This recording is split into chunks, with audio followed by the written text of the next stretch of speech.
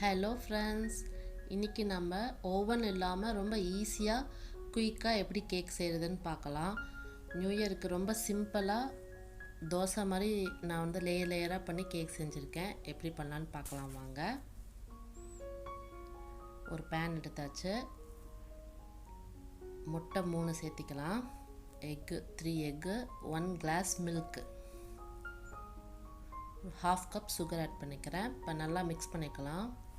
Sugar melt ஆகிற அளவுக்கு நல்லா மிக்ஸ் பண்ணி எடுத்துக்கலாம். அதுக்கப்புறம் ஒரு 1.5 கப் அளவுக்கு ஆல் பர்பஸ் ஃப்ளார் மைதா எடுத்திருக்கேன். 2 டேபிள் ஸ்பூன் கொக்கோ ஃப்ளார் எடுத்திருக்கேன். பிஞ்ச் ஆஃப் சால்ட், இது நல்லா ஜலிச்சு எடுத்துக்கலாம். இப்போ இது வந்து கட்டி இல்லாமல் நல்லா மிக்ஸ் பண்ணி எடுத்துக்கலாம். எண்ணெய் ஒரு 3 டேபிள் ஸ்பூன் ஆட் பண்ணியிருக்கேன். நல்லா மிக்ஸ் பண்ணி ஒரு தோசை மாவு பதத்த அளவுக்கு நம்ம எடுத்துக்கலாம்.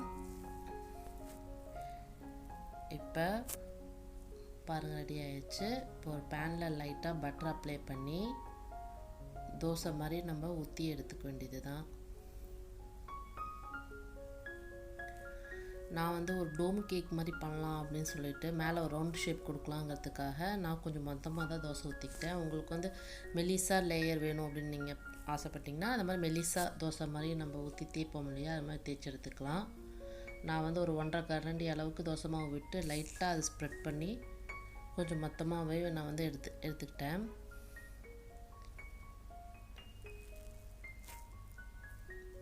ரெண்டு சைட்லேயும் ஒரு ஹாஃப் மினிட்டில் நம்ம போட்டு எடுத்தோம்னா நமக்கு தோசை ரெடி ஆயிரும். தோசை கேக் ரெடி ஆயிரும். பாருங்க, திருப்பி போடலாம்.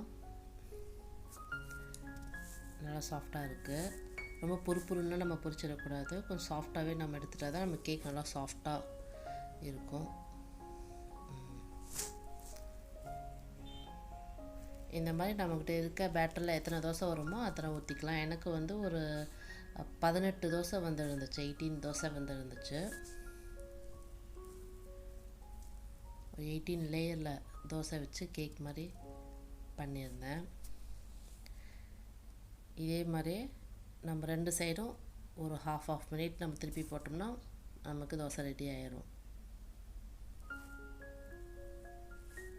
18 தோசை அளவுக்கு நான் பண்ணியிருந்தேன். அந்த 1.5 கப் மாவுக்கு வந்துருந்துச்சு. எல்லா தோசையும் நான் வந்து சுட்டு எடுத்தாச்சு.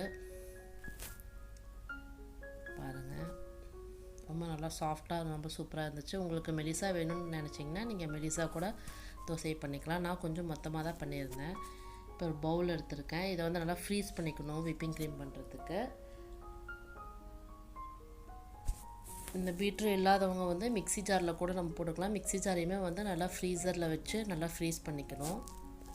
இப்போ விப்பிங் க்ரீம் வந்து நான் ஒரு 200 கிராம் எடுத்திருக்கேன். சுகர் ஒரு 1/2 கப் கொஞ்சம் கொஞ்சமாக ஆட் பண்ணி இதே மாதிரி நீங்கள் மிக்ஸி ஜாரில் போடும்போது ஹை ஸ்பீடில் வச்சு நீங்கள் பீட் பண்ணிங்க அப்படின்னா உங்களுக்கு சூப்பராக க்ரீம் ரெடி ஆயிரும்.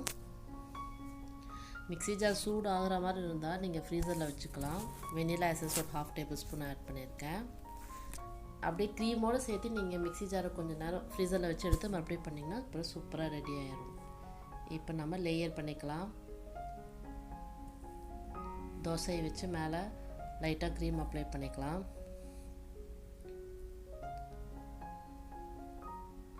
எல்லா பக்கமும் நல்லா படுற அளவுக்கு அப்ளை பண்ணிக்கலாம். இதே மாதிரியே வந்து நம்ம ஒரு தோசையாக வச்சு ஒரு தோசைக்கு மேலேயும் லைட்டாக விப்பிங் க்ரீமை வந்து நம்ம அப்ளை பண்ணிக்கலாம். கொஞ்சம் அந்த க்ரீம் வைக்கிறதுனால தோசை கொஞ்சம் வழுக்கிற மாதிரி இருந்துச்சு. பார்த்திங்கன்னா இருக்கிற எல்லா லேயருக்குமே வந்து வச்சு க்ரீம் மாதிரி வச்சாச்சு. அடுத்ததாக மேலே ஒரு சாக்லேட் கனாஷ் மாதிரி பண்ணலான்னு சொல்லிட்டு ஒரு விப்பிங் க்ரீம் கொஞ்சம் 100 கிராம் எடுத்திருக்கேன். கொஞ்சோன்னு லேசாக இந்த விப்பிங் க்ரீம் வந்து நம்ம சுட பண்ணணும். ரொம்ப நம்ம சுட பண்ணக்கூடாது. லைட்டாக பபுள் வர அளவுக்கு சுட பண்ணிக்கலாம். இப்போ பாருங்கள், பபுள் வந்துருச்சு. இப்போ வந்து நம்ம டார்க் சாக்லேட் ஒரு 100 கிராம் ஆட் பண்ணிக்கிறேன். இப்போ வந்து ஸ்டவ் ஆஃப் பண்ணிவிட்டு தான் நம்ம சாக்லேட் ஆட் பண்ணணும். இப்போ வந்து பட்டர் ஒரு டேபிள் ஸ்பூன் அளவுக்கு பட்டர் போட்டோம்னா இது நல்லா மிக்ஸ் பண்ணி எடுத்துக்கணும். பட்டர் மெல்ட் ஆகி இந்த க்ரீமு சாக்லேட் எல்லாமே மிக்ஸ் ஆகி எடுத்தால் நம்மளோட சாக்லேட் கனாஸ் ரெடி. இப்போ இதை கேக் மேலே நம்ம ஊற்றிக்கலாம்.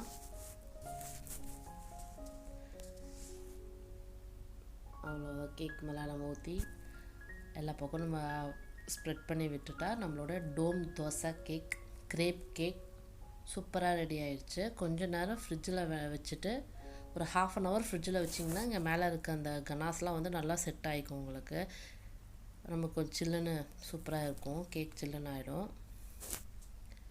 ஒரு 1/2 அன் ஹவர் ஃப்ரிட்ஜில் வச்சு எடுத்துகிட்டு வரேன் பாருங்கள். அவ்வளோதான், நம்மளோட டோம் கேக் தோசை கேக் சூப்பராக நியூ இயருக்கு ரெடி ஆயாச்சு. மேலே கொஞ்சமாக சுகர் பவுடர் வந்து நம்ம டஸ்டிங் பண்ணிக்கலாம். ஒரு ஸ்னோ எஃபெக்ட் இருக்க மாதிரி சூப்பராக இருக்கும். நியூ இயர் கிறிஸ்மஸ்னாலே இந்த ஸ்னோ எஃபெக்ட் இல்லாமல் அது இருக்காது. அதனால் வந்து சும்மா ஸ்னோ மாதிரி நம்ம மேலே அப்படியே எல்லா பக்கமும் படுற அளவுக்கு சுகரை வந்து நம்ம டஸ்ட் பண்ணியாச்சு. இப்போ கேக்கை கட் பண்ணி சாப்பிட வேண்டியது தான்.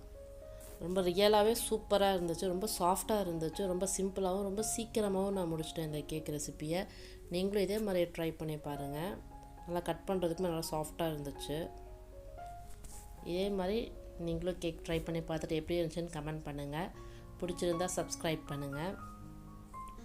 ஓகே ஃப்ரெண்ட்ஸ், எல்லாத்துக்கும் என்னுடைய ஹாப்பி நியூ இயர். ரொம்ப ரொம்ப சாஃப்டாக இருந்துச்சு கேக்கு. ட்ரை பண்ணி பாருங்கள். இப்போ தோசை உங்களுக்கு மெலிசா வேணும்னு நினச்சிங்கன்னா மெலிசா லேயர் பண்ணிக்கலாம். நான் கொஞ்சம் மொத்தமாக லேயர் பண்ணியிருந்தேன். நல்லா இருந்துச்சு, சாஃப்டாக இருந்துச்சு.